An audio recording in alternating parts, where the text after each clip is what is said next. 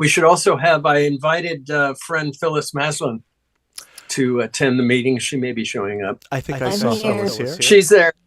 I hear her. Welcome, Phyllis. Thank you. I think you're going to see some amazing photography tonight. Are you familiar with stereo photography? Yeah. Okay. Do you have a way to see these photos in 3D? I do. Okay, fantastic. Let us know in the chat or just speak up if you have any questions. Okay. And we'd love your feedback and comments as well. Bob, were you able to get your Lume Pad working? Not yet. I was just going to turn off I've got everything working today. I got the TV in the other room, but not yet. Let's see. I've got the side-by-side logo pulled up, but if I hit the play button, nothing is happening. Do I have to share it? You have to share it with the Leia app. I tried that before and it wasn't letting me in, but I think it was because it wasn't available yet. So that's probably it. Yeah, I just started the stream. Invalid request.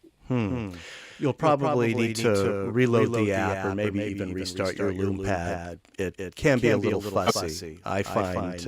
I have always found that it's difficult to. It's easy to share YouTube, but it's difficult to share Twitch.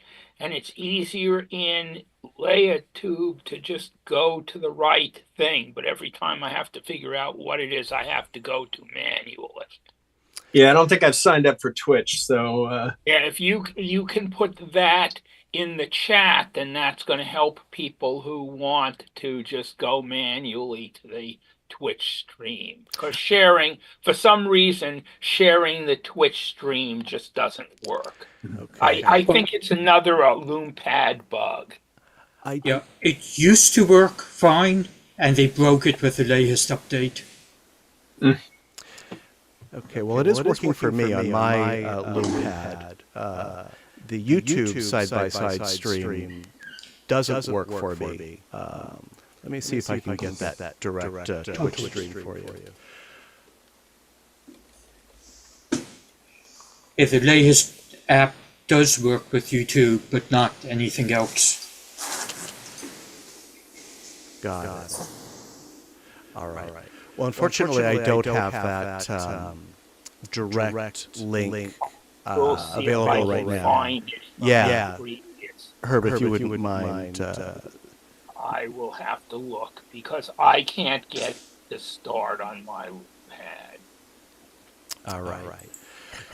Well, let me share my screen.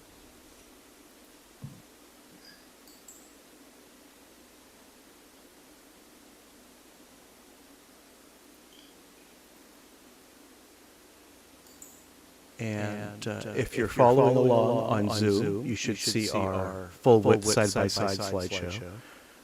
I'll do my best to keep the mouse cursor out of the way. Did you find something, Herb? No, I'll find it. I just don't have it handy. And my Lume Pad is up and running. Okay, fantastic. Great.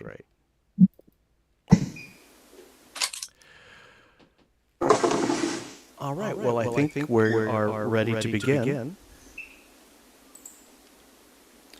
As I said, we have a big slideshow tonight, so I'm going to make an effort to talk less. Bob, we're going to start out with you. Now, I received 5 photos from you, so I put this one in sort of a workshop. It's not going to be in the poll, but it's such a lovely image. I just really wanted to make sure that it was shared tonight. And I understand this is a conversion, and the title is Shoshana. Shoshana in Central Park. Bob, this is my mother in the early 1940s. Very nice. How did you convert it? I used Immersity, and I didn't have to do much with it. I used my little trick of getting rid of their logo, their watermark. It's good. Even the shadow is believable. Yeah, no, it's nice. And I just did the colorizing using the Photoshop neural filter.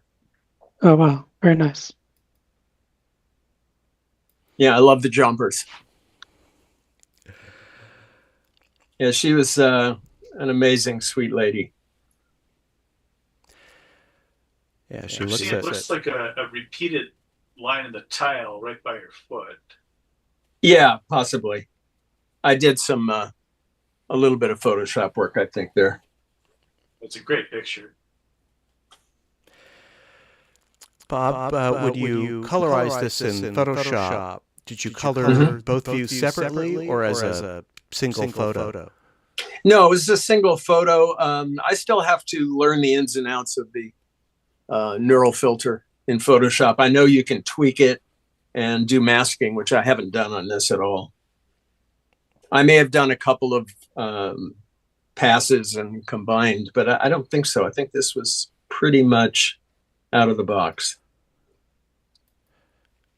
And did you scan this as well? How did this? No, this was a photograph that I had in the family archives. So you took a photograph of the photograph, or you scanned it, or what? Yeah, just scanned it. Or it may have even been an iPhone photo of the photograph. Yeah, good job. Thanks. She's worth it. She looks a lot like my grandmother too. It's kind of funny. Yeah. She was born in Jerusalem, in the state of Palestine before the state of Israel existed. And she left there in 1938.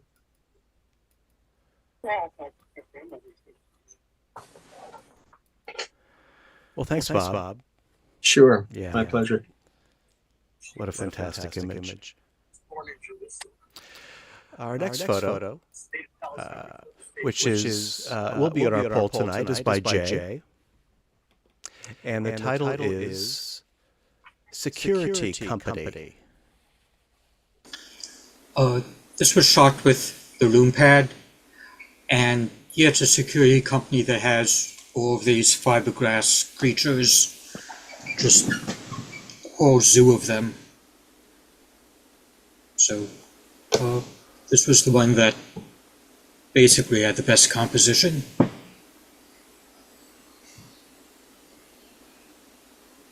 So it is a security company. It's not. It's not a humorous title. No, it's actually that building behind it sells camera systems, alarms, Superheroes. The owner has a hobby, evidently. Is this This is the one that jumped out? Yeah. Yeah, the fence really got in the way. Sorry, Melinda, didn't mean to step on you there. That's okay. That fence doesn't bother me. The little piece of the person on the right, I think, could be Yeah, I didn't cloned or have time. cropped out. Yeah, clone it out. And cropping in was getting a bit too close to his face. Uh-huh.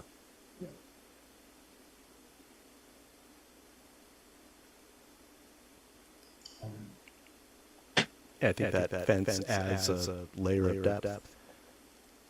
Yeah, he's a great guard dog. Thanks, Jay. The next photo is by me.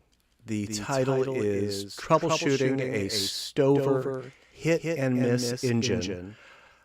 I don't know anything about these antique engines, but I do enjoy watching them being operated. This was at the West Coast Dream Machines show in Half Moon Bay last Sunday. And it's primarily a car show, and I've photographed it for years. But I really like these antique engines, and you can get close and really watch them in operation. And I like the action and the intensity in this shot. What's going on right below his wrist? I'm trying to figure that out myself. It's okay. It's if you zoom in, it looks fine. It's just a little confusing Is it a reflection. It's a reflection that's in two pieces. One that's visible in each eye, so they kind of beat against each other. But it's correct. I mean, I would paint it out myself, but So there's it's nothing. reflecting on the cart itself, not something behind him. Yeah, it's on the red thing under his wrist. Yeah, I would just paint it in with red, but it's fine to leave it alone. It's correct as it is. It's just confusing. I think I will paint it out. And on my Lume Pad, that reflection is actually, I think it's at or maybe slightly through the window.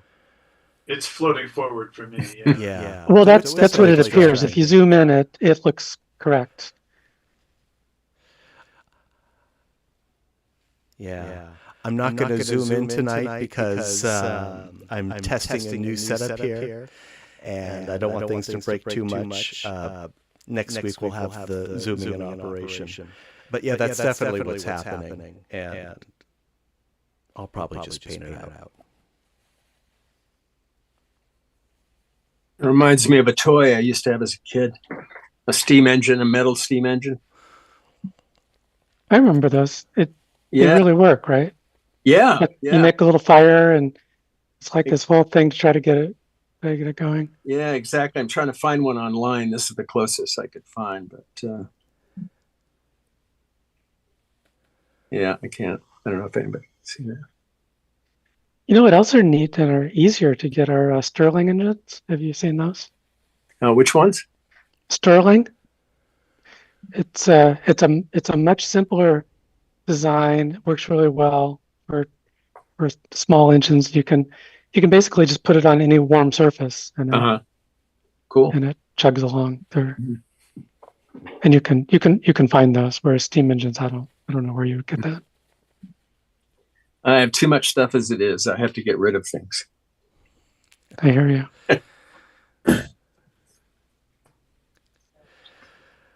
All right, thank you. Let's move on to one by Melinda, and the title is Spiked Drink. Yeah, this was friend Susan. We were at a trendy little Mexican restaurant in the Presidio, and yeah, this is how they served her drink. I thought that was pretty funny, and so I just grabbed a snap with my hydrogen one. I was actually kind of surprised it worked because I was very close to her. I mean, as close as you can see here, probably 7 or 8 inches. Normally that's too close, but for some reason it came up pretty sharp. Love the lock of hair curling towards us.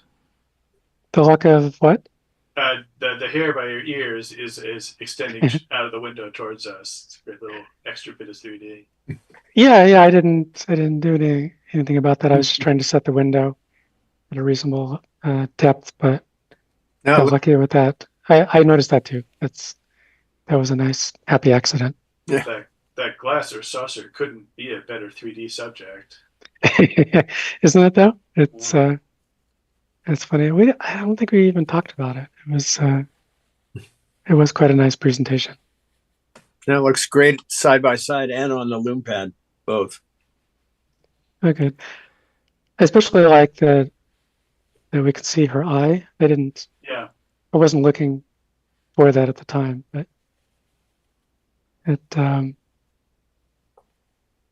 something about the picture looks very silly to me. I guess it's this silly glass. But yeah, I mean, at this close distance, we're even seeing dimension within the frames of her glasses. The opalescent, the tortoise shell texture. I can see the translucency. Yeah, it's I don't know how I got away with this one. We won't report you.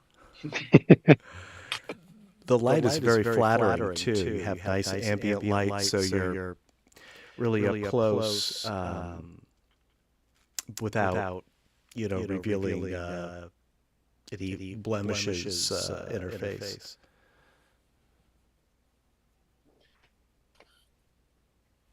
Yeah, it turned out to be a good restaurant too. I was pleasantly surprised. Have you shown your friend this photo? Have you shown her any of your stereo photography? Well, I've probably shown her some of my previous pictures, and I definitely showed her this one at the moment that I took it.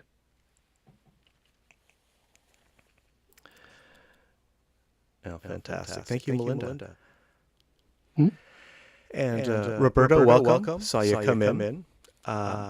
I saved your entries for next week for the hyper stereo. I think they're great hypers, and it's great to see you tonight.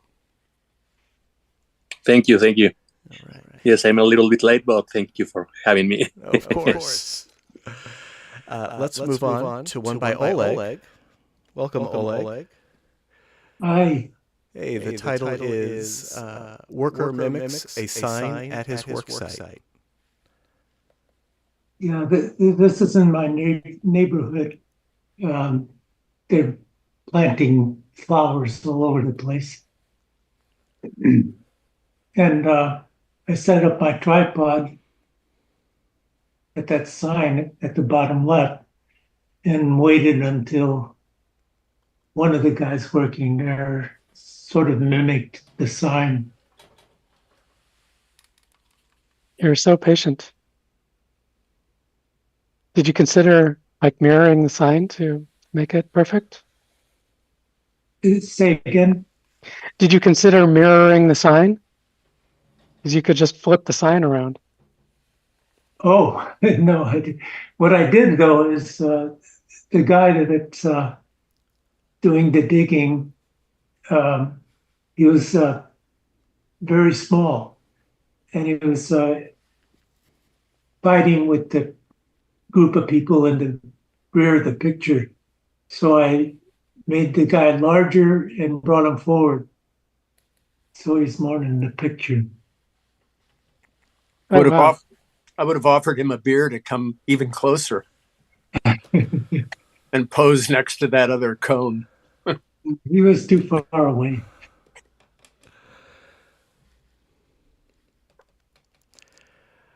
Oleg, did you consider changing the color of those safety vets to match the sign? Yes, I did.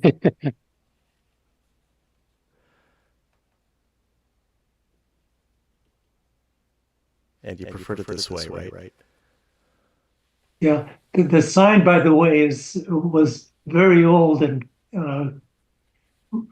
cracked up, so I repaired that too. Matt, it's interesting you said that about the color, because I had some workers. We had some workers in the yard, and I think we may see a picture of that today.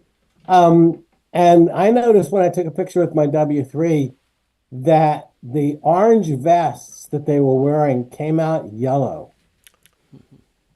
It's just a mystery. And when he got in the shade, I think it was just too much. It was just too bright. When they got in the shade, they were orange, but when they were standing in the sun, they were yellow. And I may have an example. I can't remember if it shows up too well in the pictures that I submitted. What was the sun? Was the sun behind you? It might have been a retroreflective effect. Yeah, the sun was almost directly overhead, as I recall. But it was definitely bright.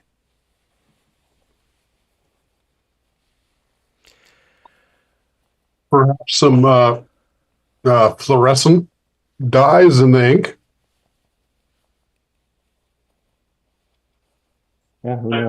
Yeah, I've seen with the digital photographs, sometimes sunlight can have really weird shifts. Digital photography with the infrared getting filtered out and things like that.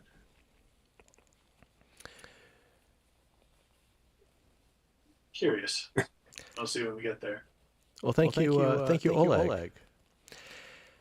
And incidentally, I see in the chat the discussion about the Twitch stream and the Lume Pad. Looks like Herb found the direct link, and that's right. You can share the stream in a web browser. Looks like Herb is using Firefox. Share it to the LeiaTube app. I'll have to update our documentation with that information. That looks pretty straightforward. And yeah, it definitely helps to restart your Lume Pad before every meeting. That's what I do. It just begins to act strange.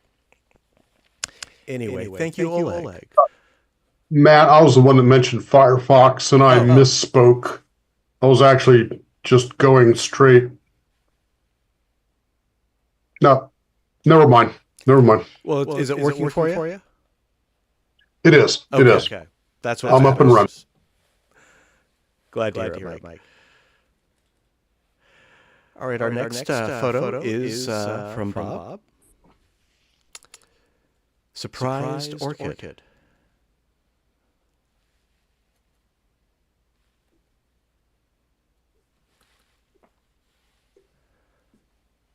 This is actually from a birthday card that I did for someone. It has "Happy Birthday, Phyllis," I think, on that. That was one for Phil.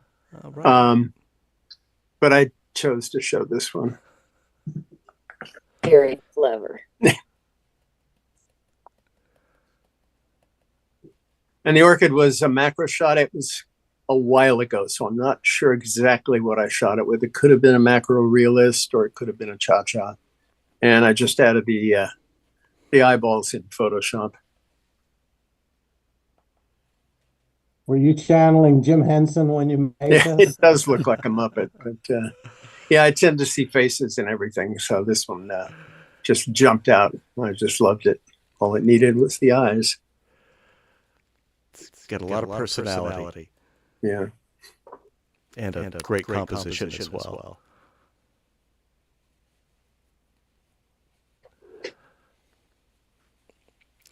Do you remember how you would have lit this? Would this be natural light? They could be I a think flash. it was natural light. I'm usually looking for, when I see flowers, in beautiful lighting. That's what inspires me. I'm sure it wasn't flash. So yeah, it looks lovely. Thanks, Bob. Thanks.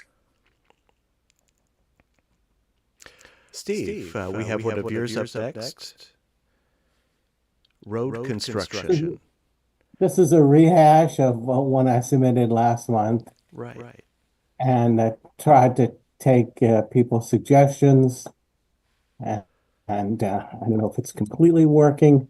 It's hard to tweak these things, but I just like the dynamics of the perspective. I sort of cut out the little square hole that he's in and lightened that up because it was really dark down there. It's definitely an improvement. There's also a shovel handle sitting on one of the steps that was screwing up the depth, so I removed the handle. The left window is a lot closer than the right window. I'm not surprised. Although are you talking about the ladder? No, the boundary of the picture. The sidewalk. Oh yeah. I wish there was some mathematical way I could do that. I just eyeballed it. Well, it's fine.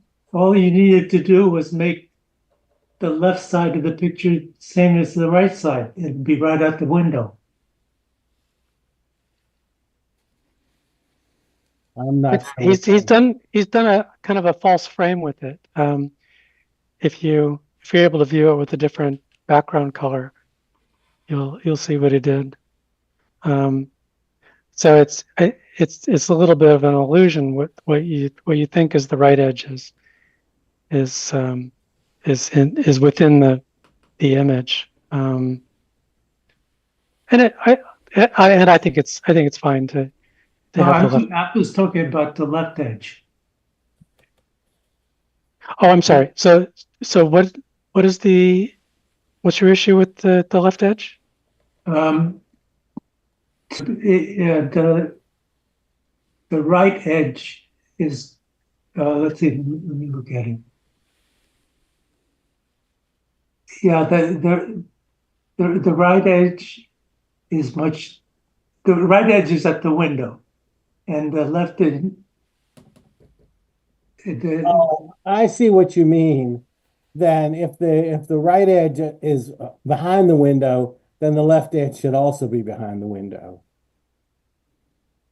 And it's not, because one lines up with the window. Okay, yes. All you have to do is crop off the left side of the right. Okay, yeah. I'm seeing now that I'm looking at it, and I don't know, I stared at this a long time, but I think it was after working on it a while. I'm seeing a lot of little flaws in there. And this is my second pass, so I probably won't work on this anymore, but I appreciate the advice, and I may just for myself shove that border over and play around with it, but usually I like to move on to something new. Yeah, sure, we'll move on. I think this has a lot of potential. It is a little extreme through the window on my Lume Pad. But it's a great effort. If you want to show it to us a third time, we'd be willing. But thank you, Steve. Let's hear next from Jay. The title is Napping in New York City. This was a cha-cha, and probably was like 2 a.m. Yeah, just typical New York scene.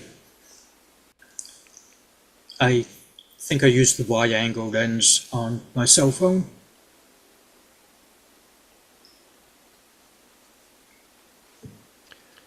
I like the reflective quality of the floor and some interesting diffraction going on in the window on the left. Well, that's just a cha-cha artifact. Was the train moving? Maybe because the train was moving? Yeah. No, it wasn't moving at the time. Yeah, I think there's a discrepancy. It looks like the background out the window moved enough so that it created an anomaly. Yeah. Oh, yeah. I didn't notice that. Yeah. Yeah, the reflection is through the window of the window there. Oh, I see. But you could probably cut and paste that into a proper alignment there. It kind of works. It's just sort of a fish tank effect. Yeah. Yeah, the photo has Hey, great is this depth. typical of how clean the subway cars are? Because it looks cleaner than I remember. Might have been because it just came from a cleaning. I said it's like 2 a.m.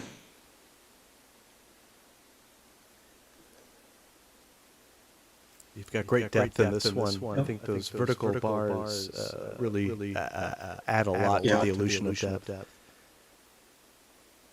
Yeah, and the perspective lines. Yeah. I think your wide angle lens really helps a lot too. Makes it look very professional. And it's good lighting and good tone, and it's got a real nice feel to it. Yeah, they will improve the lighting in subway cars. Though I still sort of miss the graffiti.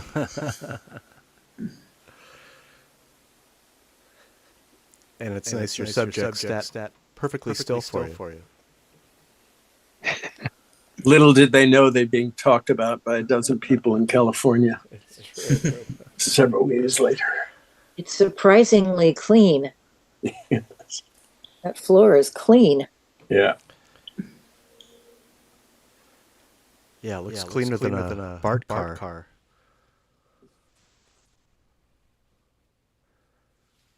Well, that's the magic of photography.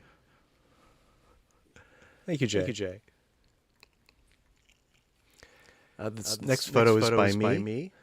The title is Moon Viewing Garden, and this is the Moon Viewing Garden at the Botanical Garden in Golden Gate Park in San Francisco. And I was at the Botanical Gardens a couple weekends ago shooting for our Mergers special subject. I think that was last month. And came across the scene. And didn't really work for Mergers, but I thought it was a nice scene. I was fairly far away from the subject, so I made this a bit hyper. Separated my cameras maybe 6 inches or so. Like those algae on the pond? That's it. Yeah.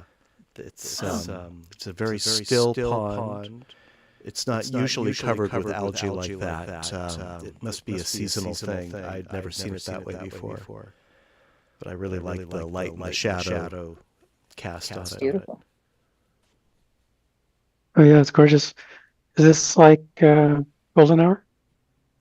No, it's not. It was not too late in the afternoon. The light was not very flattering. I think because the light is filtered through the trees, we get these nice shadows. It's not so harsh. I think it also helps that the two people are in shadow also, so they're not too contrasty. Did you take any from a lower angle? I would probably have shot from a few inches lower. I agree. Yeah, I wish that there was more distance between the heads of the two people and that overhanging branch. But they moved. And I was actually walking when I took the shot, so I wasn't able to replicate it.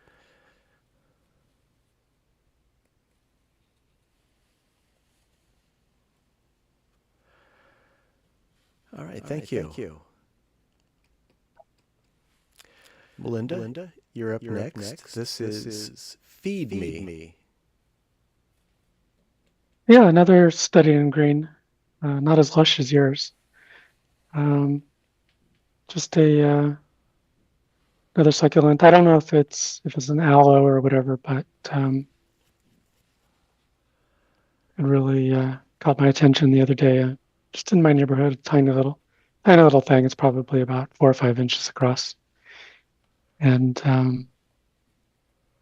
yeah, I just really like the how the plant has evolved to mimic teeth. Mm-hmm. It's a very potent warning sign. I doubt that they serve any actual physical practical value, but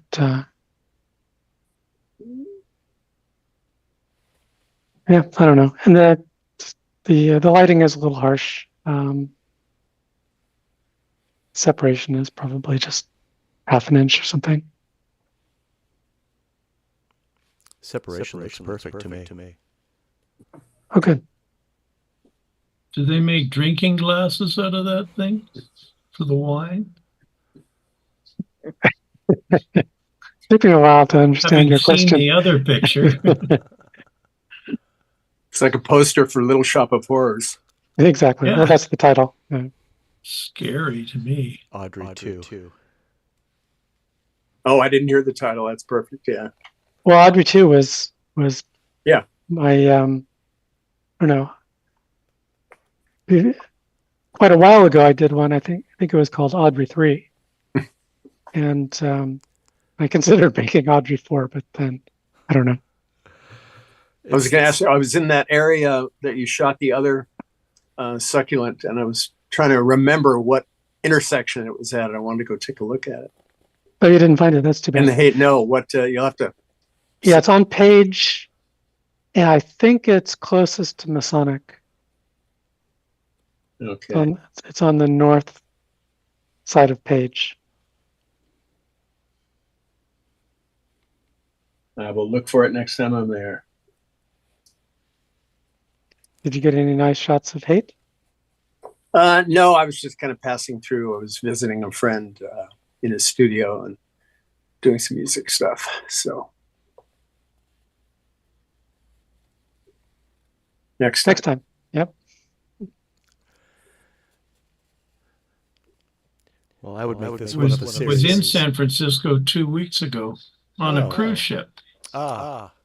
When saw the Cable Car Museum and took one of your Ubers that doesn't have a driver. Waymo. Waymo, yes. All right. That was kind of fun. You're an early adopter. What did you think? Welcome. I like the Waymo because even on a light, which changed, a late pedestrian crossed, and Waymo had the sense not to go ahead with a pedestrian coming from the side. Yeah, they're It's better completely driving aware. than I can do. But I don't know how snow would handle that type of driving, because you couldn't just always have the same speed or anything because of conditions. So us humans might be better in snow so far. But I enjoyed it. We don't have. You don't have to tip the driver either. Right. We don't really have to worry too much about that in San Francisco. No, just the hills. Wow. Yeah, we do have some hills. You don't have to tip them, but I think you're expected to put in a quart of oil when you leave. Yeah. And don't try to honk the horn because they call you and they tell you not to touch the car. I learned that. Yeah. Well, Peter, I hope you enjoyed your visit. That area, the Embarcadero, and then let's see, the Cable Car Museum. I think is more. That's closer to like Powell Street, I think. I forget exactly where it is. Washington at Mason. It's a great neighborhood, very photogenic. Well, I hadn't seen it. I've been to San Francisco quite a few times through my work and everything. So there was one thing I didn't see, and my son-in-law went to go see Alcatraz, of course, which is 30 minutes to get over, 30 years to get back. All right. Well, thank you, Melinda. Let's move on. Let's see. Who do we have up here next? Oleg. This is by Oleg. The title is View Outdoors from Inside a Barn. Yeah, I was wondering whether I could get the dark part and the really bright part. Seems to work.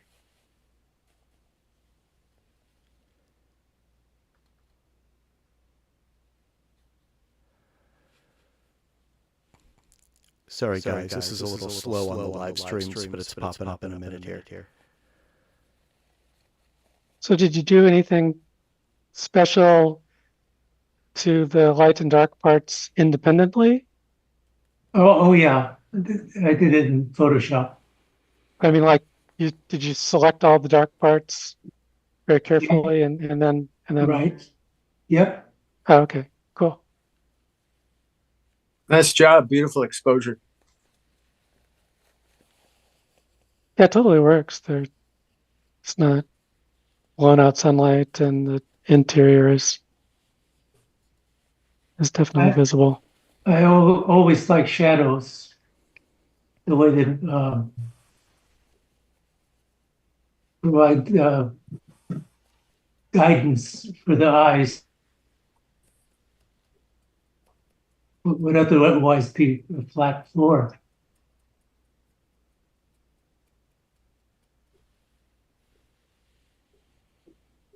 That's very effective.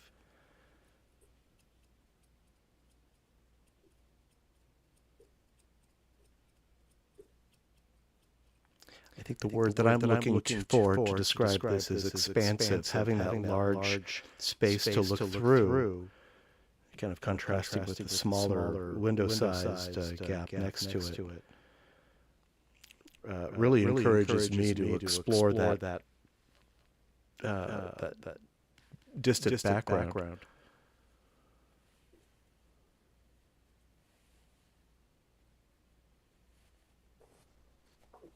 Yeah, beautiful. Like there's a lot to admire here. Thank you. Thank you. Bob, this is Open Arms.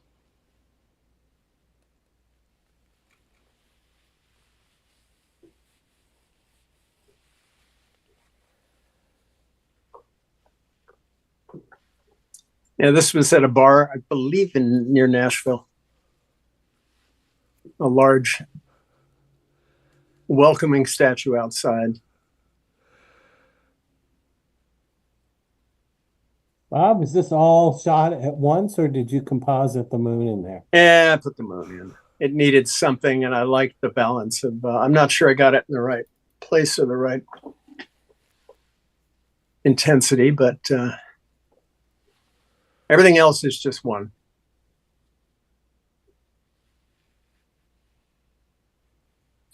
Speaking of Nashville, I just wanted to give a few kudos to Phyllis, because when we were there in a convention about 10 years ago, she followed me around suggesting I use a mirror to get people who were in costume for a shot. And that shot actually got accepted. So Phyllis's great eye for 3D and photography helped me out.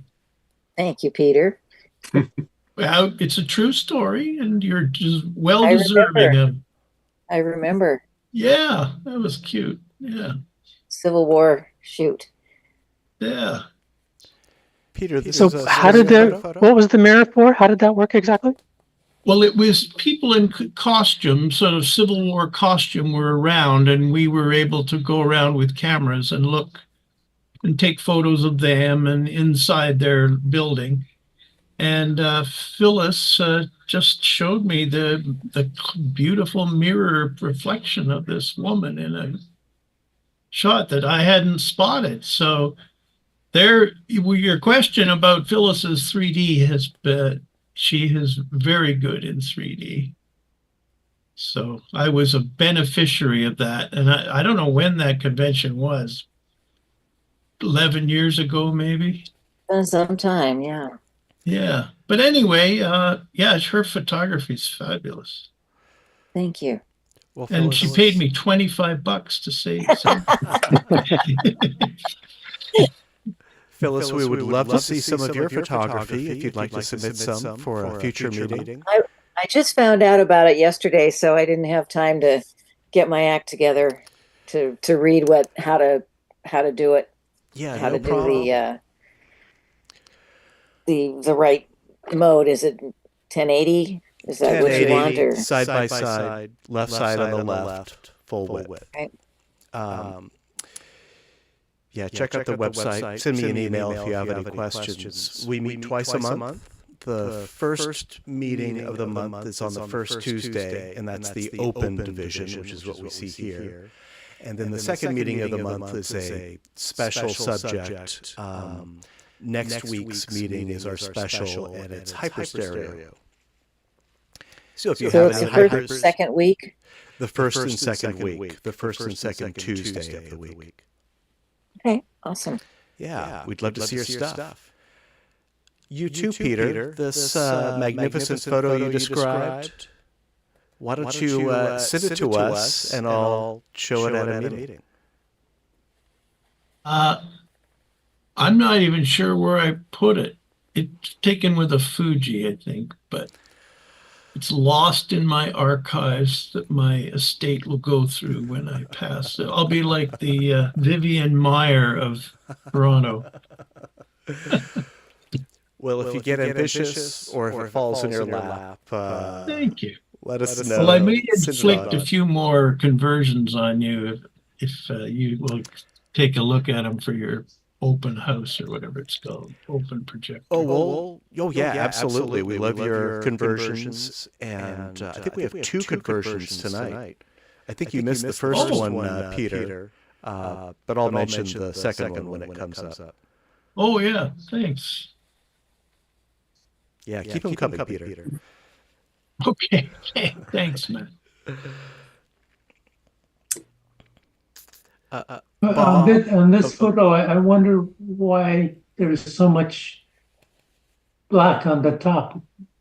It'd be a good panoramic shot if you cropped the top off. It's cropped pretty tight up there, and it was at night, so I didn't really have a choice other than replacing the sky, which I didn't want to do.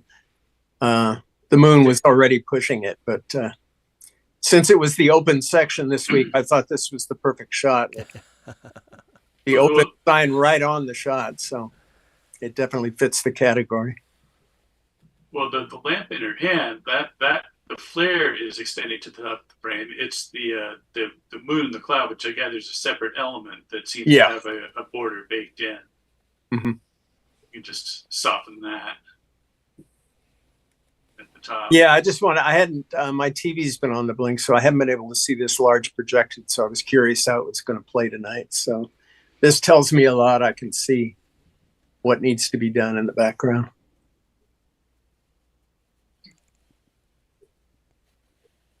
Bob, what was your spacing? Is this a hyperstereo photo, or is this more natural vision? I think it was a cha-cha, and it was probably slightly hyper on that. She is rather huge. I mean, I think from what you see, from her pedestal there to the top of her head, it's probably 6 feet. Yeah. Well, she has good depth in her face and hair. Yeah, no, I love statues like that, and this and the double light in the front, I thought, kind of carried through the theme. That open sign is pretty funky too. Yeah, the whole place was pretty funky. They put two moons in the sky. Yeah, that's right. Part of the Star Wars universe. Thanks, Bob. Sure. Steve, we have one by you coming up next. The title is L.A. Ducks. Right. I was visiting LA. We were at with my family. This is a park, and I just put my W3 down low to the water and took a bunch of pictures. I think I just took it into Stereo Photo Maker just to level, get the horizon level. You can't fool us. I think there was only one duck on that lake, right? Well, actually, there were no ducks. Yes, this is American coot. It's I used AI to put a bunch of ducks. That's great. Yeah, you couldn't get this one as a cha-cha. Yeah, not unless you could get the ducks and the water to stand still.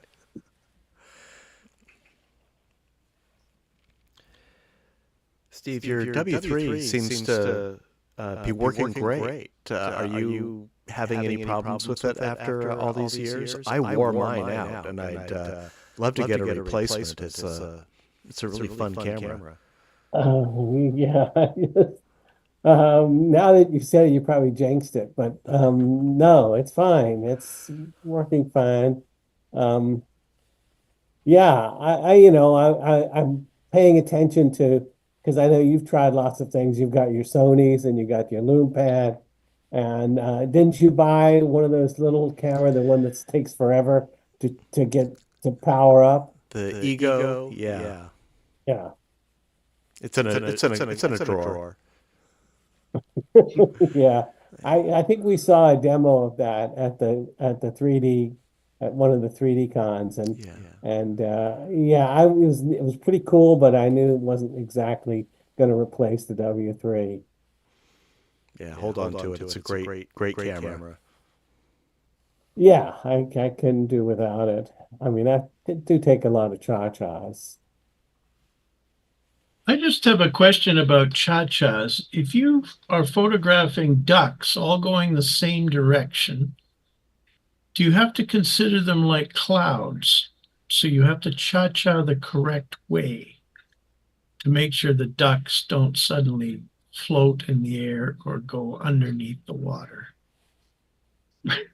They have to also travel at the same you speed. should try it. They do tend to swim in the same direction.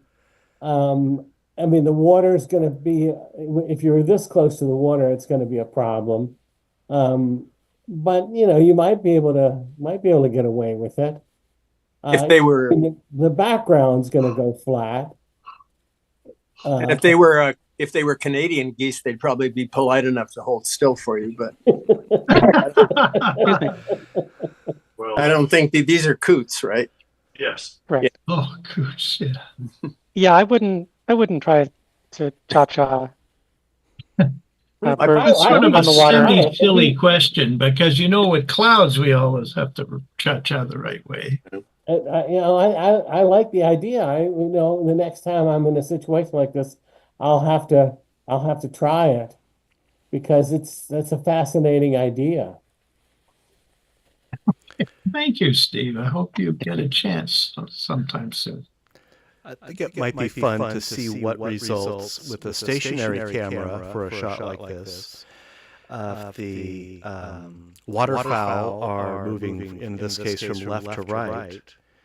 If two successive exposures were taken from a camera that remained still, the photo would be flat, but the birds would be in all sorts of space. It wouldn't work, but it would be an interesting effect. That's something I'd like to try. I think that what I would do is just take a video and get successive frames. Yeah. And then you have a lot to choose from, and you can take your video. Your phone is going to take them in rapid fire succession, much faster than you could click. But you make a good point, Matt, because it's sort of like a Pulfrich effect or something, using ducks to do your moving for you. Right. It would be it'd be more abstract. Yeah. It wouldn't be a kind of funky 3D photo, but funky is the word. I've seen this phenomenon. In fact, I was editing a cartoon of mine that had some perspective drawn in it, and I was just looking at the piece of film, and I automatically previewed it. I didn't want to, it just because the image was so small in the frame, it just happened, and I saw a building that I had animated a camera move, and the building jumped out of the frame at me, and I'd never experienced that. It was really phenomenal. I think the same thing happens if you take a video of something like this. Obviously not a video, but a film that you can hold in front of you. Hold the two physical frames. Yeah, I had a whole strip of film and two images merged, and it was just I was holding it in the right direction, and they were just far enough apart that it had the effect that I hadn't experienced. I don't think I'd ever previewed before. Yeah, I didn't know I'd never heard the word before. Melinda, you've brought that up, that a lot of our first experience with stereo is accidental previewing, like a chain link fence or some repeating pattern. Yeah, especially chain link fences. It's super common. Wallpaper patterns too. Wallpaper, yeah, the roofs of cars. Sometimes children lying in the back seat looking up at the pattern of dots. Yeah. I like the reverse on an old stove with knobs that stick out. If you free view the knobs in front of the stove, they go flat. Oh. I mean, anytime I see two relatively similar pictures or diagrams side by side, I'm automatically going to try to preview it. It's just my instinct now. We're all crazy. That's why we're in the club. So if I can basically skip back to a question or a comment that Matt made earlier, if you really are interested in getting a W3, you can either find some used ones relatively inexpensively on eBay, I just looked, or if you are truly, truly, truly crazy, for $689, you can get a brand new one on Amazon. But there are only 4 left, so hurry. Oh, God. Well, you know, I think I paid around $600 for my W3 when it was new. How many years ago was that? 10 years, something like that? I can't keep track of time anymore. But you know, given inflation, you could see that as a bargain. I don't know. It's, you know. Hey, Roberto's got a collection of W3s. I'm jealous. One for each eye. Now, I don't know if you guys remember, but you used to complain about them constantly.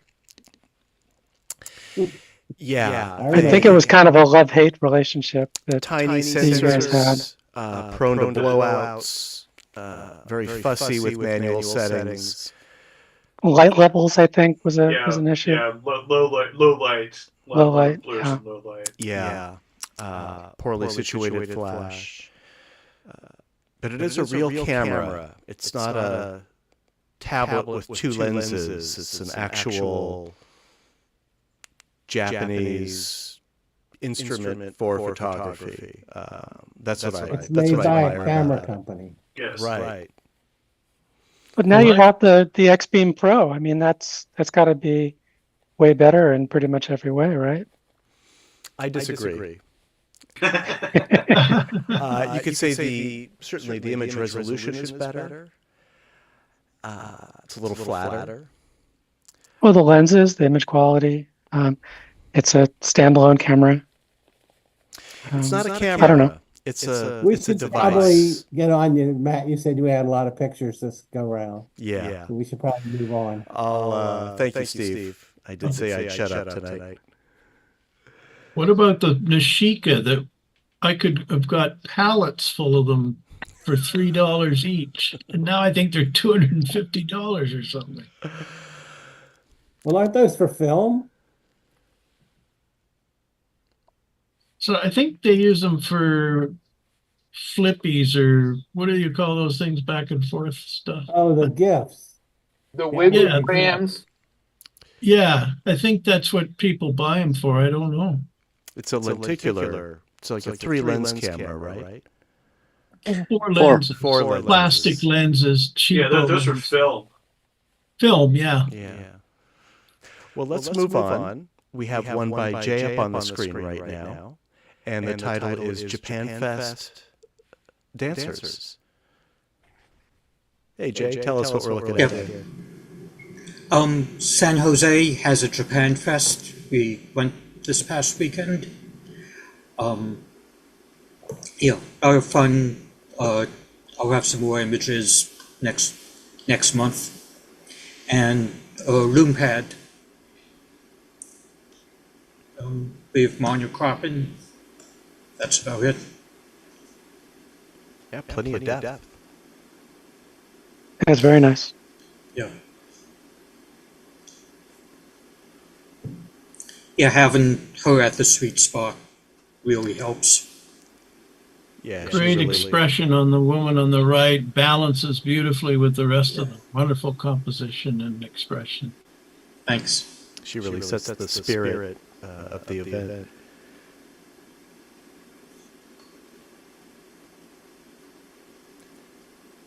And you can see these are, well, if not professionals, they know what they're doing. They're in sync.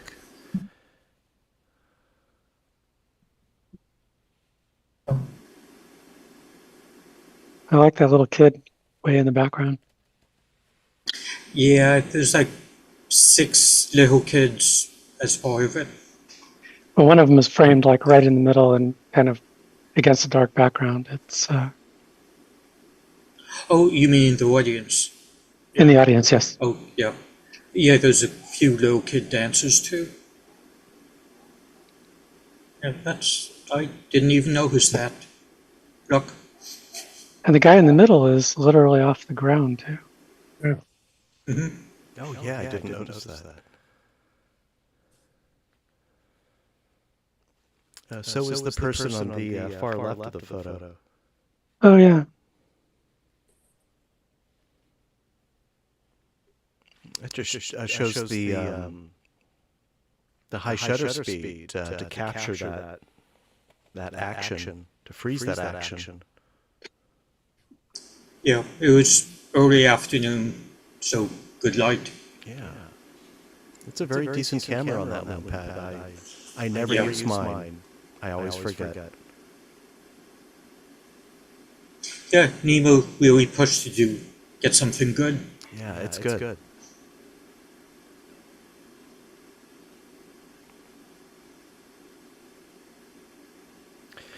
On my Lume Pad, the woman in the foreground, she's really nicely framed. Her hands are slightly through the window, but her legs are at the window. Yeah. It was adjusted in stereo photo maker. I cropped on the right and a bit on the left, straightened it a bit. It's a very nice effect. Very nice.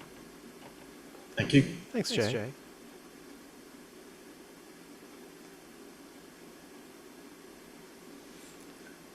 The next photo is mine. It'll be coming up.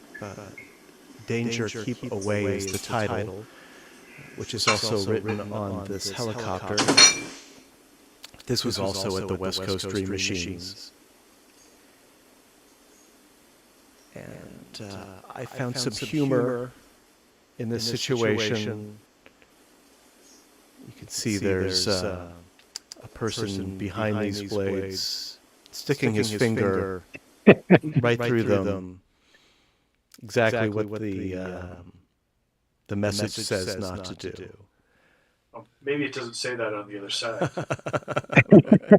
It's perfectly safe on the other side. The other side says, please put your hand through the blade. I like the white shoes with the red tips. They match the plane. They do, and that's totally accidental. Maybe that's blood where he put his feet through that. That is a nice. It might make a nice composition just to crop way in on the sign and the people without even having the context of what the thing is. I like having the stabilizers stick out, though. I think this photo does suffer from a lack of depth. There's just not much happening behind it.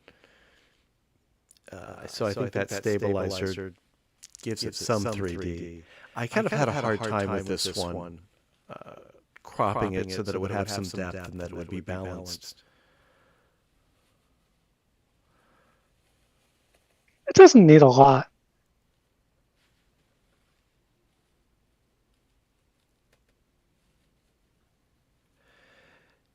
Yeah, I think it might have been fun to blur the blades and have them slightly moved as if they were spinning. I could do sort of a retinal rivalry effect. I might crop the bottom just a little bit. That's a good idea. I think I just cropped this 16:9 because I wanted it to be wide. Mm-hmm. But that's a great tip.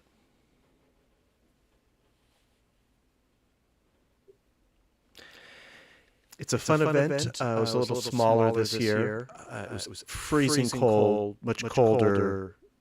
It's always cold in Half Moon Bay.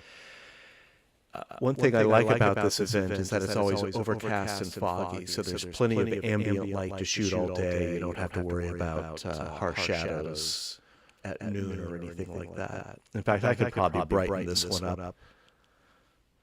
But that orange is just so bright.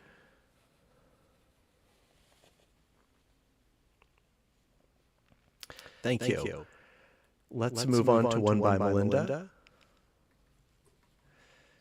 And the title is Cool Dogs.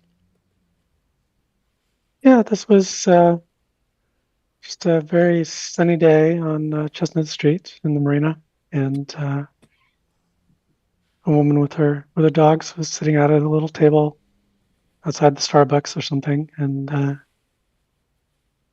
thought that was pretty funny. I mean, it's practical, but it's also pretty funny.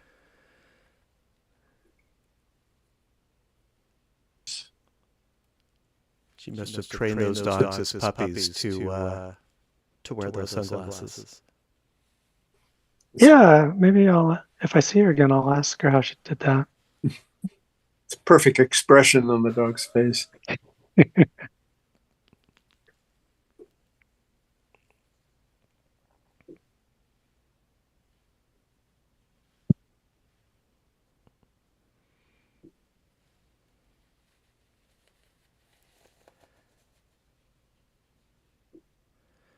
Yeah, this is nice got a and pretty sharp. good image quality from Yeah.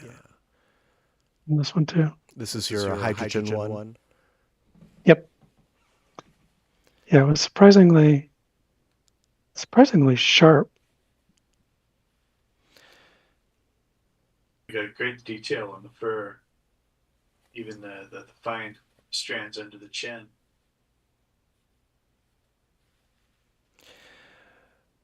So Macho, did you crouch down? Did you get this photo, or were you sitting at this table and put the camera between your knees? No, I knelt way down.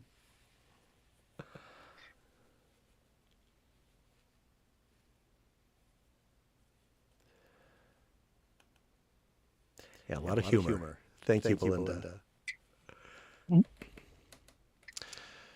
Oleg, we have one by you next, and I might need your help pronouncing the title.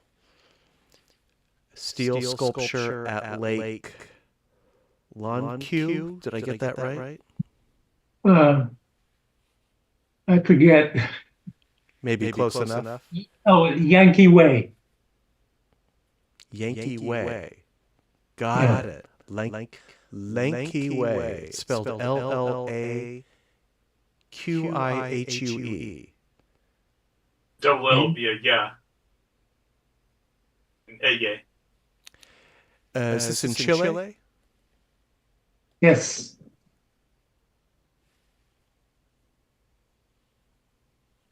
There's something in the ceiling in the right eye that isn't in the left. A triangular protuberance or something. Yeah, I don't know what happened there. It looks like you completely cloned out something from one of the images. Yeah. What happened was it was way underexposed. So most of that, some of that is reflection, and others is just random. Is it a cropping or tiling effect? I think, yeah, it looks like something's been manipulated, and I think an element didn't overlap correctly. Yeah. Yeah, I'm gonna have to go back. For me, I thought it was all black in the ceiling. Huh.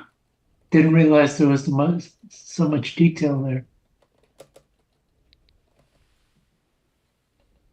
Well, the ceiling is so different in each eye. Yeah, well, I'm gonna fix it so that it looks the same. Have you tried doing it in Stereo Photo Maker?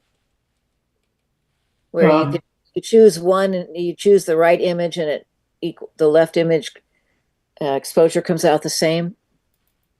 Yeah, well, I could do that even without using the. Anyway, both sides should be the same. I didn't realize there was so much detail. When I looked at it, all I saw up there was black. Anyway, in the background, nice light on the clouds.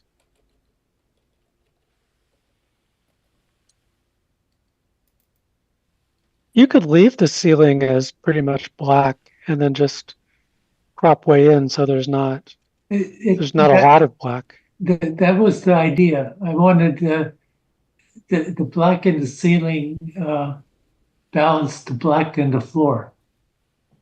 Yeah. So all that detail I didn't know was there.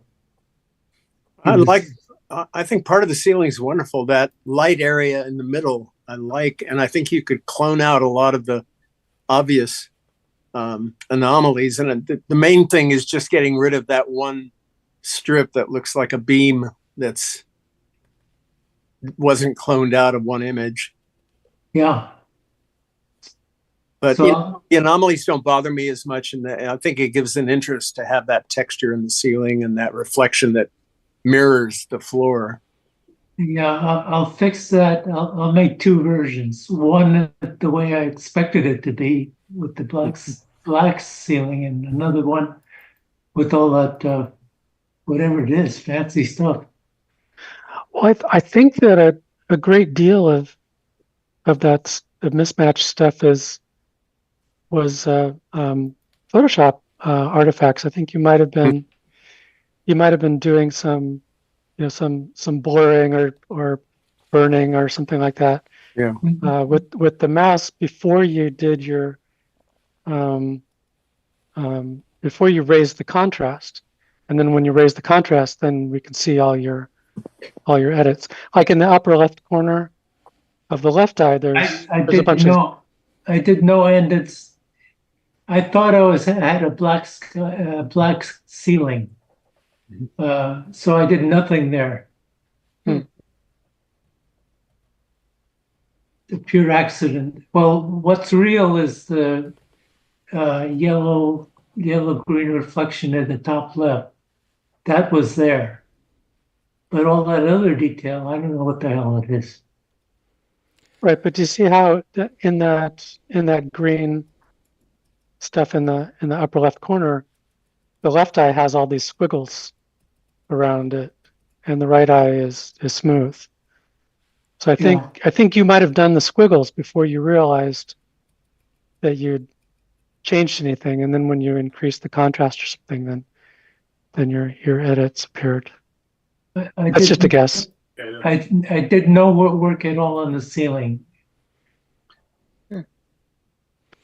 Well, Oleg, if you want to send us a revision for next month or even next week, we'd love to see it. Sure. I think this one is also very promising. It's got great depth. I love the leading line of those park trailers. And what a sky.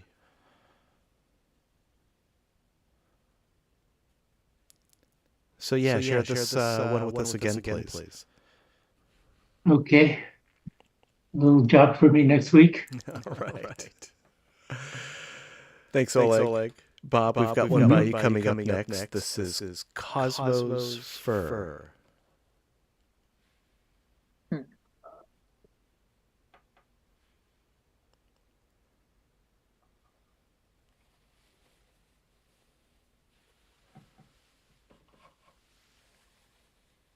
That's my boy Cosmo, sleeping on a chair.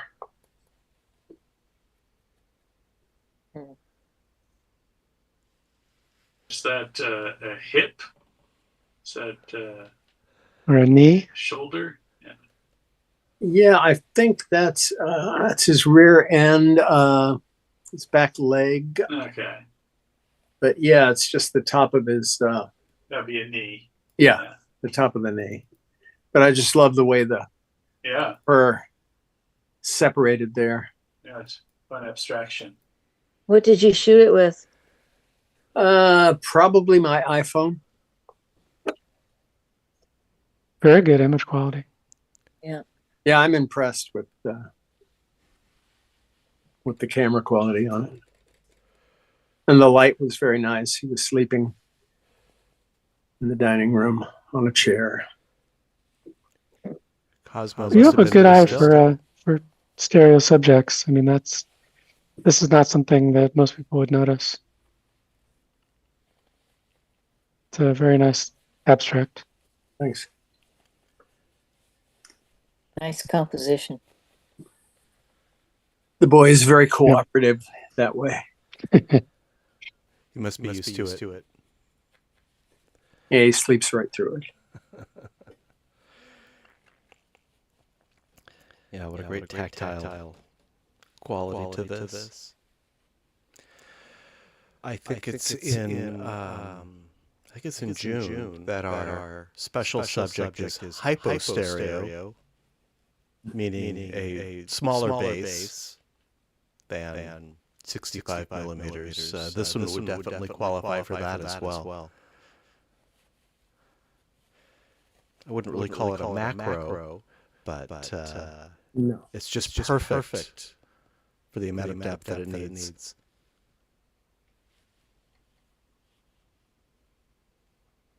Thanks, Bob. Sure.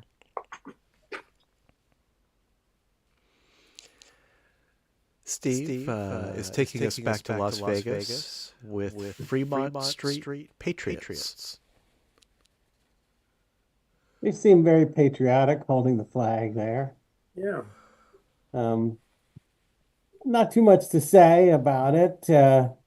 Fremont Street is where it's off, not part of the strip, just the place where they have the several blocks with a lighted canopy, an animated canopy. Worth a visit if you get to Vegas. It's free, and then they have different performers.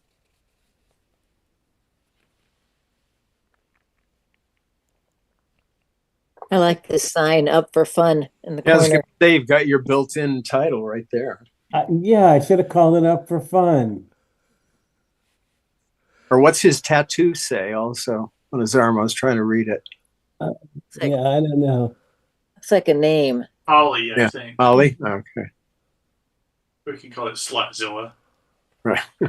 It's just so sad how beautiful, wonderful people, good looking, just can't afford clothing. I've never I probably lost it at the crap table. That's exactly right.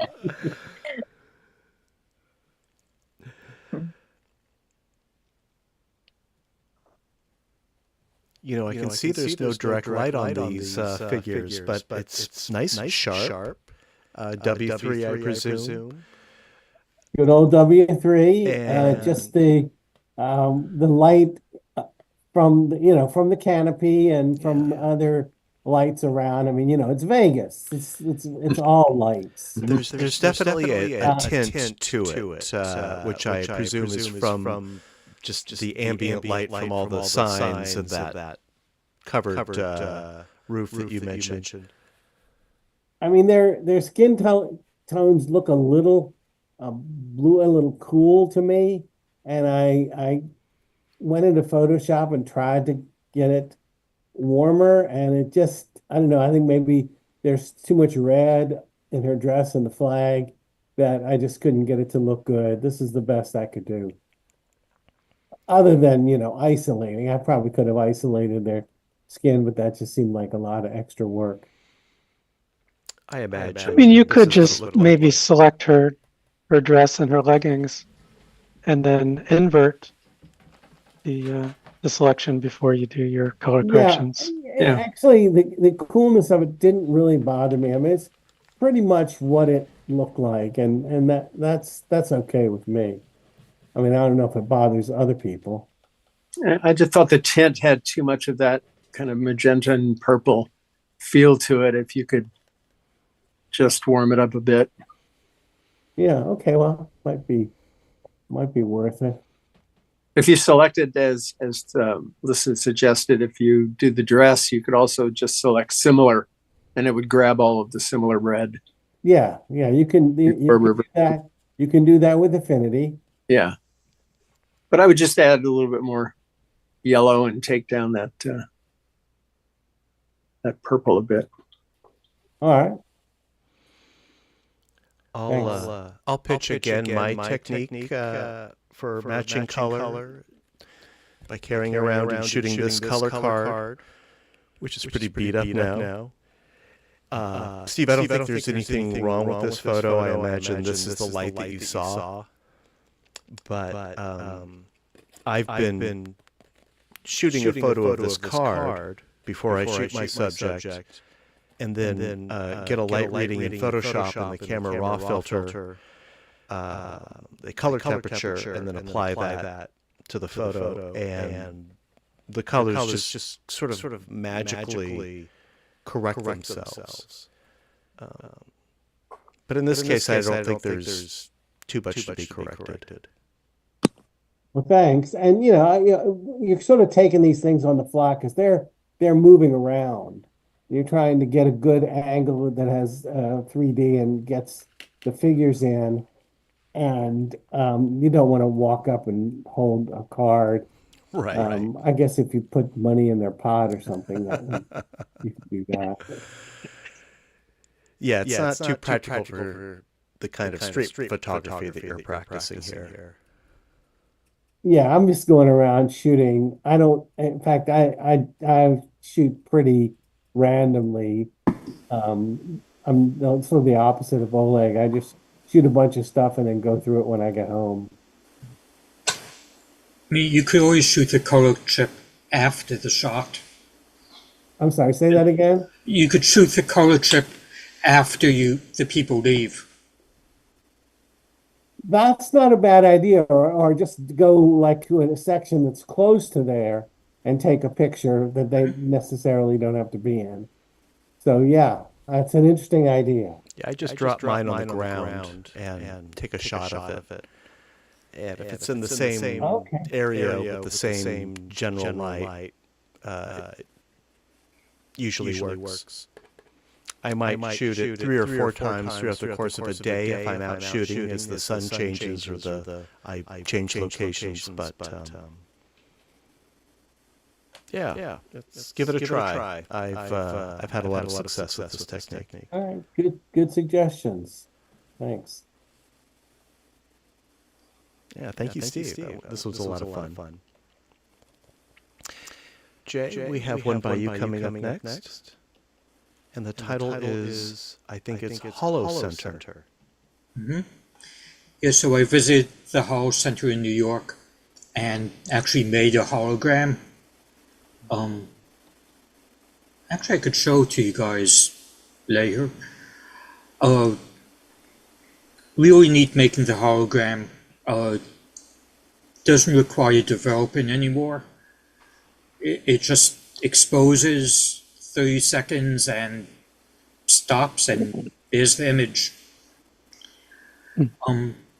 Anyway, this is a piece where it was combining an actual physical little sculpture in front of the hologram, and the artist was known for doing that. And you could see some of the others. It's not a very big place. The workshop and darkroom is in the back. But it's the last holography museum in the world. It's a holography museum. Yep. Paris closed. Chicago closed. And yeah, she's just struggling to keep it going. Are there many artists practicing holography?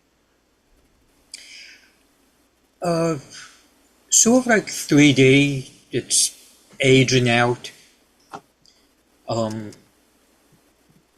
There's a guy in New York we're trying to get on the New York show who's pretty young. But yeah, it's just, even more niche than stereophotography. Yeah. And for a few years, there's like no film available. Now it's this weird polymer film that's expensive, but no chemicals.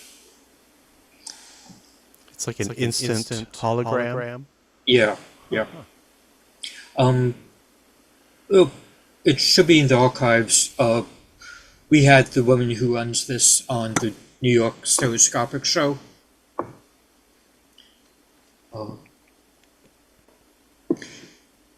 It was something she was talking about how, I think MIT got a big holography donation, and they just haven't curated it. So there's historic holograms just sitting there. Like the two holograms that you see on the wall on the left, like one of those is Behi Friedan. Forgot who the other one was. So, yeah, a lot of historic people were shot. How long has holography been practiced as a fine art? When did it start? I'm not sure. I think since the 60s. Yeah, that's when it became practical. I remember when I was visiting New York, I went to some holography place. It was not like this. It was like a little beat up old workshop, but the guy had been doing it for decades, and he had like a picture of John Kennedy. He had famous people, and he was apparently really well known holographer. I can't remember his name, but it was definitely in Manhattan. Yeah, I know who you're talking about. I think he still does workshops. I'm not sure. Been a few years since I looked him up. There's a guy that makes holograms by hand. He scratches on surfaces directly. Yep. Yeah, I've done that.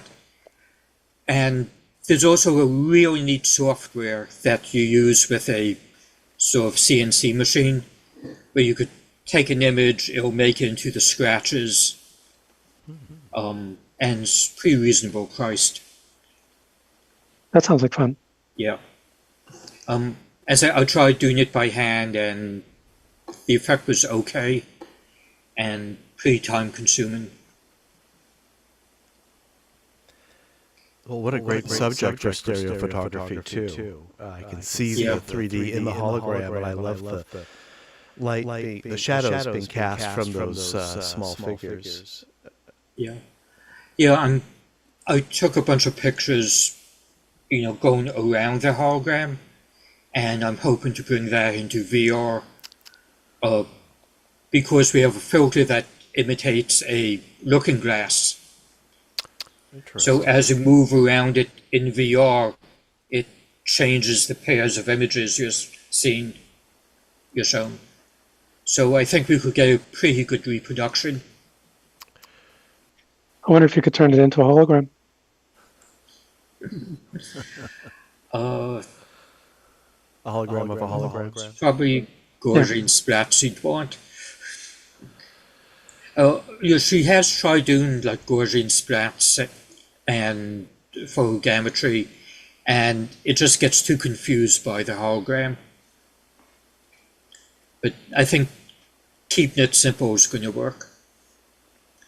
I mean, it's clear that the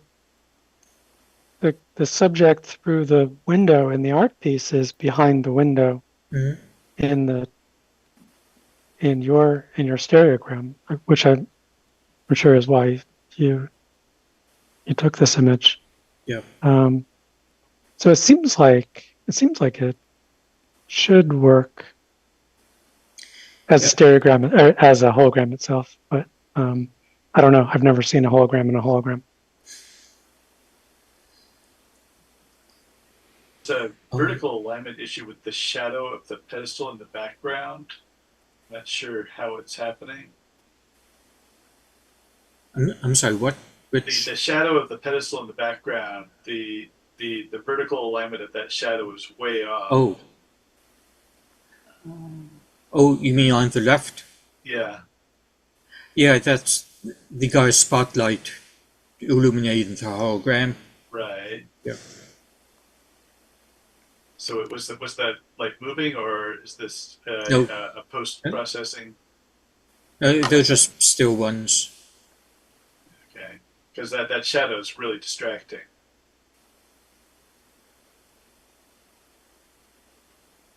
Which shadow? The shadow on the floor of the pedestal on the left. Yeah.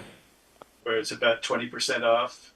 Yeah, there is a vertical misalignment in that shadow. shadow. Oh, I see. Left Yeah. corner. I mean, you could crop way in on this picture, although I guess it becomes more somebody else's art. But it's It could be fixed. But it shows. It's just that it isn't fixed, and it's very distracting. Yeah, no, I agree. I didn't notice that before. Yeah, I like the composition as it is. It shows the whole museum. Yeah, that's what I wanted to do. Oh, go ahead, Jay. And Linda Lore, the person who runs this, and she used to run the New York City Museum. She had never seen the Lume Pad 2. She had seen the one, she was very disappointed. I showed her the 2, and she's pretty excited. But she's getting some sponsorship from Looking Glass. Well, let us know when the NYSA books that holographer that you mentioned. I guess that would probably be next season, right? Yeah, next season. He's doing a show May 10th, so he was too busy to come on. Yeah. Got it. Well, thank you, Jay. A very unique subject. I would try to run auto align on this regarding that shadow. I don't know if that would fix it. I'm not zooming or aligning on the photos tonight just because this is a new streaming platform. I'll have all that up and running again next week. Thank you, Jay. The next one is one of mine. And we don't need to spend a lot of time on this one. It's a shot of the same tree that I exhibited last month in our Mergers special exhibition. But this is a different angle, not as dramatic an angle. It has good depth. It has much better light. And that's why I wanted to show it tonight. It's nice. Looks kind of like a nude. It's a figure. Yeah, it's a fascinating form. Where is this?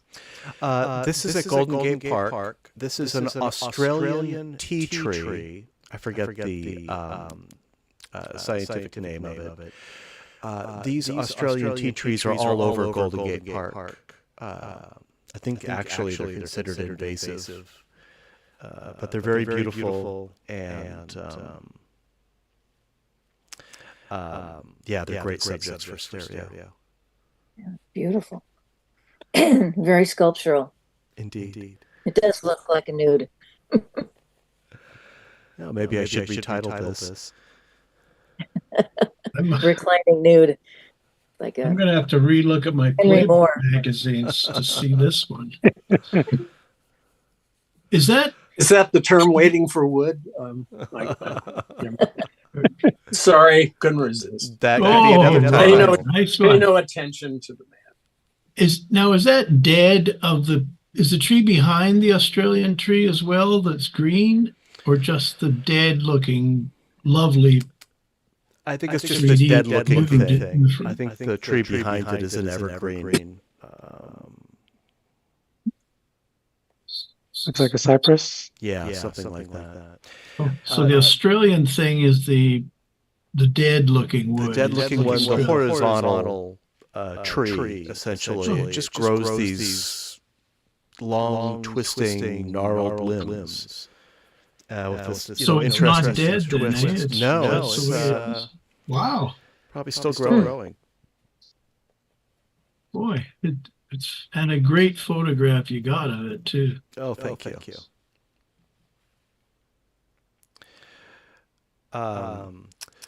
Thank you. And Roberto, I'll show your digital version of the Nishika that you shared on the chat after our slideshow.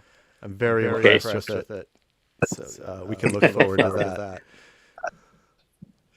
But before then, let's move on to One by Melinda. We have, we just have 4 photos left. We might actually finish on time tonight. That said, I don't want us to feel hurried. Let's give Belinda the feedback that she deserves for Bumblebee among Pride of Madeira. Did I get that right? I think so. Close enough. Yeah, I love these flowers. They're all over the city, probably all over California, and other invasive species, but quite lovely. So nobody seems to get angry at it. Yeah, it attracts a lot of hummingbirds and bumblebees, and I usually try to take some pictures when something's going on. And I took half a dozen pictures here of this bumblebee, and I've decided that it's best to catch them in the air. The bumblebees, when they're doing the job, is a lot less interesting, but I really like seeing them in flight. Unfortunately, you can't really see their wings, but maybe with a faster shutter you could get it or something. But yeah, I like this one. I cropped in to show him in sort of the middle of the space there. And not much more to say. It's also a good example of how only one image needs to be sharp. The two flowers in the middle, in the sort of in the background, they're only sharp in the right eye view. In the left view, they're quite out of focus, but in 3D they look great. What did you use to shoot this? My hydrogen one. You nailed this shot. It's fantastic with the composition, the positioning of all the flowers and plants and the bee, and that's it. Award winner right there. Well, thank you very much. Be sure to vote in our poll. Say that again, Oleg. In a situation like this, I would often enlarge just the bumblebee. Make it twice as big. Yeah, it loses the framing of the flowers on the left. I agree with Peter. It's a really great picture. I wouldn't change anything. And actually, enlarging the bee would, of course, bring attention to the bee. But I like the fact that it's natural. I mean, you could do what Jack used to do and just stick put a lot of work into it. What's that? Jack would always say he put a lot of work into it. Yeah. Well, he could take a taxidermy bee and a taxidermy bee. That's probably the first time anybody's ever said that. I don't know what he did. I mean, he would take these what do they call it? The slices for the depth of field and get really close. And then he could just manipulate it and put it in and superimpose in the picture. The fact that this is natural, and I remember you had one like this, was it like last month? Recently, yeah. Mm-hmm. That is, I'm really impressed that you can, of course, yeah, you can't do this with the W3 because it's not fast enough. And also you can't get this close. So, I also zoomed in. I wouldn't touch it. I wouldn't make it bigger. I mean, maybe you could get closer to the bee, but this is a great one. Yeah, thanks. I mean, it's certainly a good idea to try to get in closer to these guys. I would love to get a good shot of that, and I will try to do that. You just sort of have to get lucky with, the surrounding flowers and things. But this is the time of year for it, and these Pride of Madeira flowers are everywhere. So when you see them, look around and see if you see any bumblebees. The bee is perfectly framed in that between the flowers. Yeah, I like that it was over a little brown patch rather than in front of the flower. But that was pure luck. Archway. In 2D, the beer almost disappears. in 3D. And spatially, it's right between the two flowers in the midground. Yeah. Really well done. You mean it was all luck and there's no skill in this?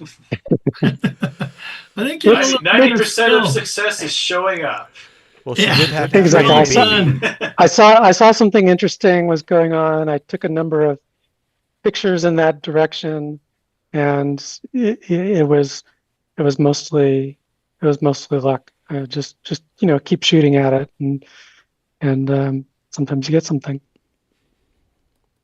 It's a cheat. She has a trained bee. It's a trained bee. It is amazing how, as you said, Melinda, only one of the views needs to really be sharp, and our perception just fills in the rest. It's crazy, isn't it? I mean, there's somewhere in your brain that's deciding, I've got that information. Yeah. I'd love to know how that works. It's like Joe Rosenthal with the raising of the flag on Iwo Jima. Second earlier, second later, it's nothing. Right. You hit this bee like Joe Rosenthal. Well, thank you. I'm very flattered.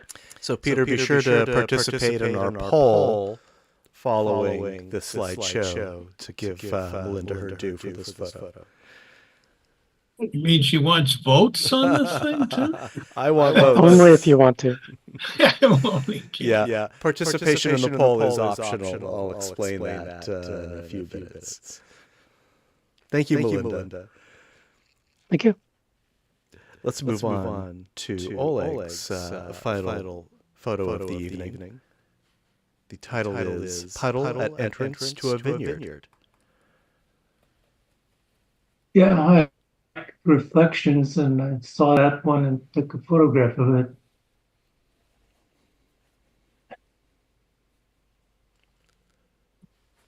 But not much else to say about it.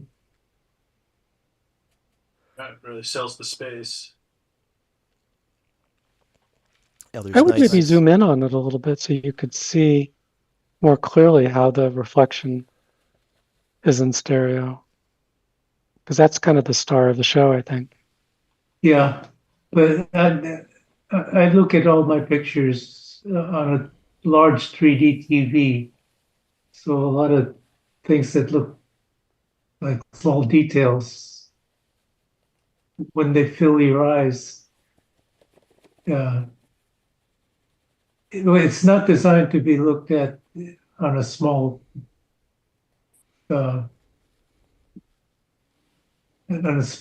picture. Gotta see it big. Yeah, presentation is everything.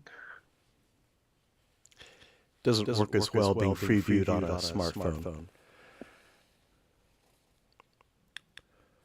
Plenty of depth in that reflection. Oleg, now that I think of it, do you always crop or format your photos for the 3D TV? Are you always cropping at a 16:9 aspect ratio? Yes. Now that I think of it, I don't think I've ever seen a portrait oriented stereo photo by you. Well, I used to use a square, but I haven't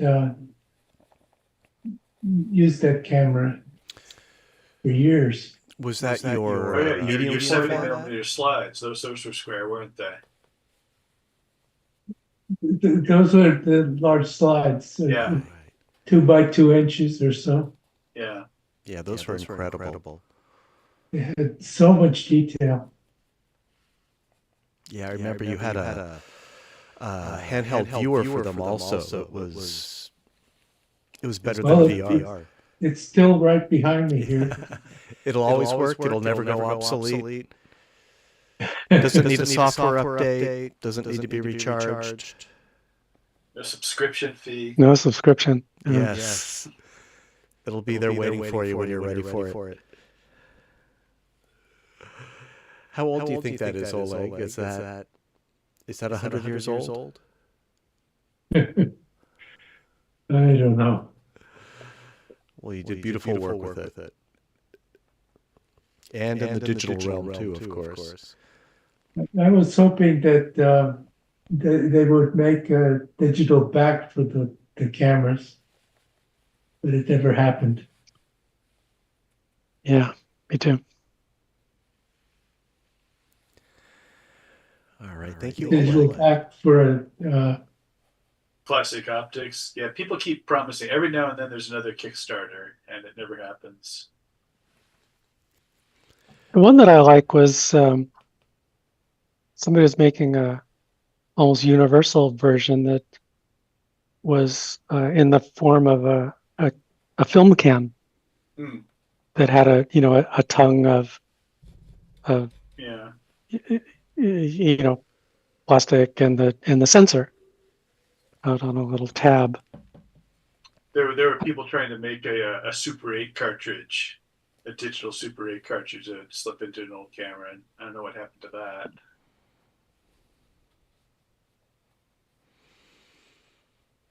Yeah, great ideas. Yeah. But you'd still have to simulate like the grain and the color and the other qualities of Super 8 film, I would imagine. Anyway, thank you, Oleg. Let's continue with one by Bob. This is a conversion, I believe. Yeah. Bob will tell us all about Princess Party. This party, my great niece Camille, wearing the dark glasses in the center. This was from 2017, I believe. No, wait a minute. That was her 6th birthday. And she's 16 now, so it was about 10 years ago. And I just loved all the outfit. It was a princess party. Everyone had to come as a princess. And this was a 2D little group shot I took of them. Pretty good. Nice. Yeah. A native shot, you'd get more separation on the feathers and things like that, but the dimensionality is very strong here. Yeah, I was happy. It wasn't too exaggerated, and there's some depth in that back room and the sign on the door. But nice conversion, Bob. well, thank the Leah Pixies over at Immersity for that.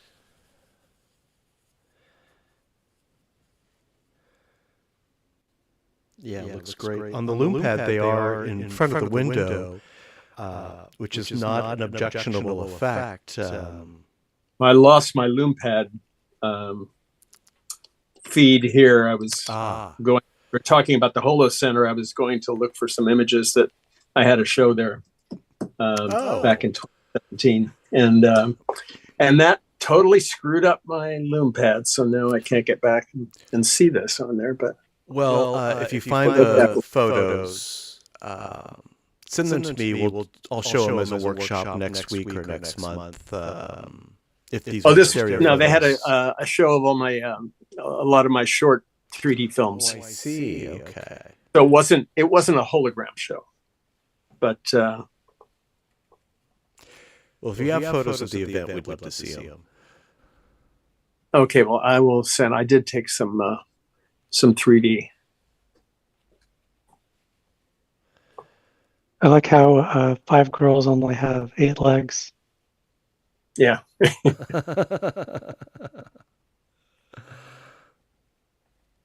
All right. Thanks, Bob. Sure. And Steve, this is the Big Dig. And I think this might be the photo you were referring to earlier about the color of those work vests. Yeah, this is actually closer to the color that they were in reality.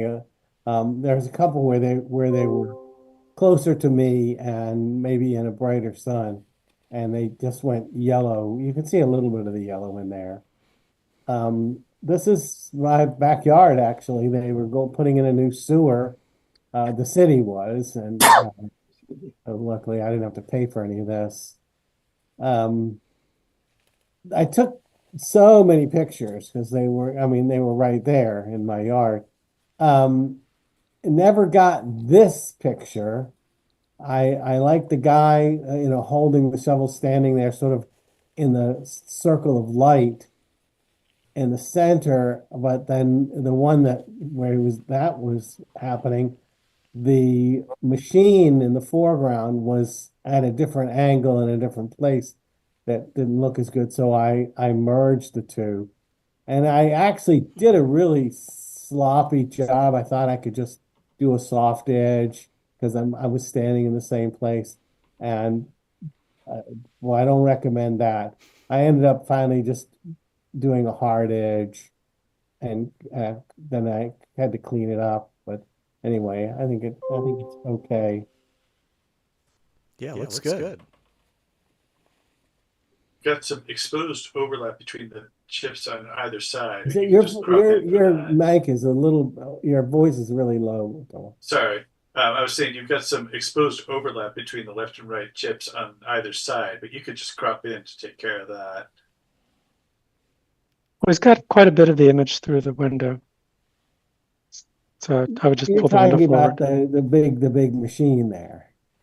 Well, I'm just seeing a hard edge on either side of the image, from left to right, where the chips expose each other, especially on the right. I'm not sure what you mean. If you look at the upper right-hand corner, you see you've got saturated green in the left eye, and on the right eye it's half-toned because it's overlapping the other chip. Oh, okay. And similar. It's similar not thing just revealing a different part of the picture. I think it's revealing the other picture on both sides. Oh, really? Yeah. Oh, I see what you mean. It might be a little deceptive because it's possible that one of the two, because we're talking about four pictures here. Okay. One of them was positioned right and the other one was not. But yeah, I Okay. can see, well, this was a lot of work. I don't know. Honestly, you could just crop in on either side and you'd be fine. Cropping, yeah, I guess using a serial photo maker to crop it would be the answer. Yeah, because the middle 90% of the picture looks great. Okay, thanks. Well, thank you, Steve. That's a good call. I see what you mean. So the guy in the background, does he have a headlamp? I think no, none of them had that. I think it's just like a shiny surface just reflecting some light.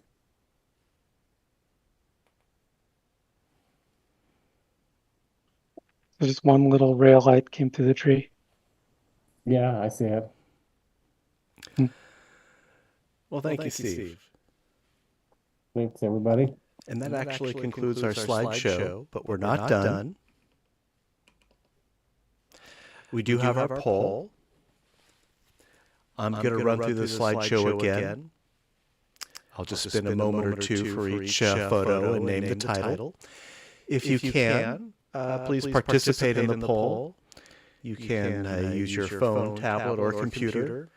The URL for the poll is on this slide. And you can also use the QR code if you want to use it on a mobile device. I'm going to run through these photos just to refresh our memories. And I'll show the link in the QR code again at the end. This lovely photo is not in the poll, but I'll show it anyway. So Shauna in Central Park.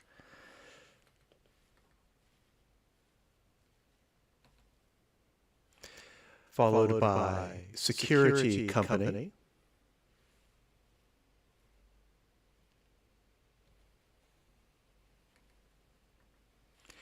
And Troubleshooting a Stover Hit and Miss Engine. Security Company was by Jay. This one is by me. Spiked Drink by Melinda. Worker mimics a sign at his work site by Oleg. Surprised Orchid by Bob. Road Construction by Steve. Napping in New York City by Jay. Moon Viewing Garden by Matt. Feed Me by Melinda. View Outdoors from Inside a Barn by Oleg. Open Arms by Bob. L.A. Ducks by Steve. Japan Fest Dancers by Jay. Danger Keep Away by Matt. Cool Dogs by Melinda. Steel Sculpture at Lake. I'm sorry, I can't pronounce the name of the lake. This is by Oleg. Cosmos Fur by Bob.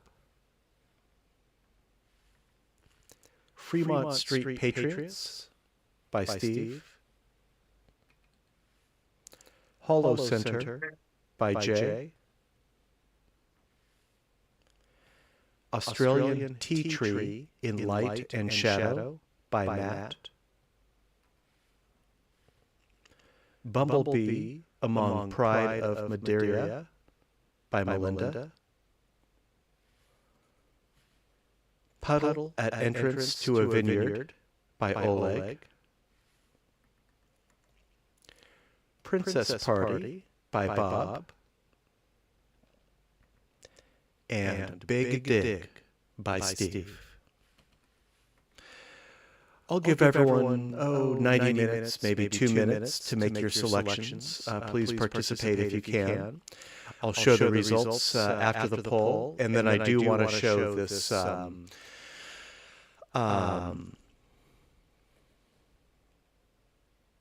the digital Roberto's digital version of his Nishika, which is a great rig. Well, yes, I had the opportunity to buy a couple of 2 more RXOs, and I built an array of 4 cameras. And well, if you see in that account, I submit some. Well, I uploaded some examples of the setup that I took this weekend, and I have to fix some stuff that, like, the cameras have to be really well aligned. So the camera sometimes it jumps, like you will see on the examples, but I have to work on that. But so far, I believe the results are good enough for showing them. All right. Well, I'll show some. I'll show some of this after our poll. It'll come right up. Sure. Yes, everybody was, well, when I was taking the pictures, they were like, what the hell is that? I'm sure it stands out, even though they're small cameras. I'm sure people still notice. Yeah. Okay, does anyone need more time for the poll? I'm going to briefly stop my screen share here.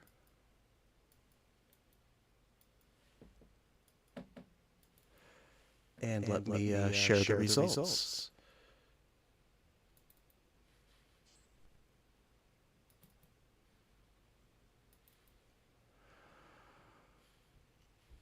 Okay, you should see the results. If you're following along on Twitch or YouTube, unfortunately, you won't see the results. But if you're on Zoom, they're on the screen. I think Melinda's Bumblebee Among Pride of Madeira was the clear winner. Certainly the most popular with 5 votes. We'll say Jay's Napping in New York City and my Moon Viewing Garden is a tie for second. And Jay's Japan Fest Dancers would be third. And let's give Melinda's Spike Drink a 4th place also. So well done. Excellent slideshow tonight. As I promised, here is Roberto's modern NIMSLO, I guess we can call it. Are these RXOs or RXO2s, these cameras? Oh, you're muted, Roberto. You're muted. There we Sorry. go. Yeah. On the extremes, both sides, it's the RXO2, and in the middle are the original one. Got it. How are you synchronizing? Fortunately, it's the same focal length and the same sensor. Only thing that it's the processor that changes between the models. Do you have a control box or something to synchronize these four cameras? I found a trigger that splits the cables in two, and I have another splitter that again split the cable in other two, so I can control four cameras at the same time. Or I can use, as I explained the last time, I was using a remote intervalometer, and with a radio, I can control with this on the same channel. I can control all of them, but in case I need to have like in a very long way, in a far away place, the camera. But so far, this is the easiest way with the wired setup with this trigger that I found on AliExpress. And the cable splitters, this is a proprietary format, I know. Are these cable splitters that you made? Are they from a third-party vendor? No, the trigger, this one that I found in AliExpress, it's a mini plug, and then with a J cable, like for headphones, you can split the control. Oh, interesting. Well, I'll take a look at AliExpress myself. These cables are hard to find, so thanks for the tip. Yes, it's really easy. I will send you by mail the setup, the complete setup. So please do. Check it out. You're going to be printing lenticulars. Is that correct? Actually, right now I am using more for the Instagram page, so you can see the animated photos of the images, because I also uploaded some stereoscopic images, but with the lenticular, I believe it's a little bit more vivid, but also it's a little bit more complex to control that's a stereoscopic, and the second, the lady on the green stairs, is the lenticular, that one. Yep. There we go. Yes. I believe. Yeah, there we are. Okay. Is that working over Zoom? Are you getting a reasonable frame rate? I don't think so. No, it's just enough to tell me there's parallax happening. The animation that I'm seeing is very smooth. So I encourage everyone to check out Roberto's Instagram and see these for themselves. This is very impressive.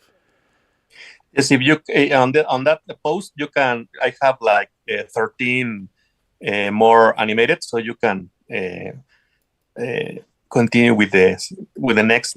I believe there is a cat, and behind the cat, it's a window with a sculpture that I really like the result of that. I believe it's like the 10th example of that. Let's see. Are there more? No. On the same post, there are like different animated. I see. Yep. Yes. And we're looking for the.